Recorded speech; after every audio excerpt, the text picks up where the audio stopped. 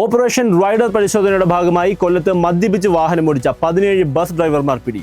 കൊല്ലം നഗരത്തിൽ സ്വകാര്യ KSRTC school ബസ്സുകൾ കേന്ദ്രീകരിച്ചായിരുന്നു സിറ്റി പോലീസിന്റെ മിന്നൽ പരിശോധന. രാവിലെ സർവീസ് നടത്തുന്ന സ്വകാര്യ ബസ്സുകളിലും KSRTC ബസ്സുകളിലും സ്കൂൾ ബസ്സുകളിലും പോലീസ് പരിശോധന നടത്തി. ബ്രെത്ത് അനലൈസർ ഉപയോഗിച്ചായിരുന്നു പരിശോധന. ഒരു KSRTC ബസ്സും 10 സ്വകാര്യ ബസ്സുകളും 5 സ്കൂൾ ബസ്സുകളും കോൺട്രാക്ട് വ്യവസ്ഥയിൽ തൊഴിലാളികളെ കൊണ്ടുപോവുകയായിരുന്ന ഒരു ടെമ്പോ ട്രാവലറുമാണ് പിടിച്ചെടുത്തത്. ഈ ബസ്സുകളിലെ ഡ്രൈവർമാരെയാണ് പിടികൂടിയത്. കൊല്ലം സിറ്റി പോലീസ് കമ്മീഷണർ കിരൺ നാരായണന്റെ നിർദ്ദേശാനുസരണമായിരുന്നു പരിശോധന. ഇന്ന് രാവിലെ 6:30 മുതൽ 8:30 വരെയുള്ള 2 മണിക്കൂർ പരിശോധനയിലാണ് ഇത്രയും വാഹനങ്ങൾ പിടിയിലായത്.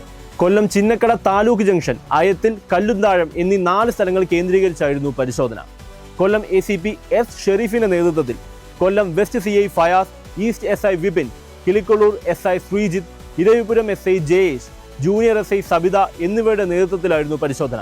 പരിശോധനയുടെ വിവരം ഡ്രൈവർമാർ വാട്സപ്പ് ഗ്രൂപ്പ് വഴി കൈമാറിയതിനാൽ ചില ബസ്സുകൾ വഴിയിൽ സർവീസ് നിർത്തിവെച്ചതായും പരാതി ഉയർന്നു.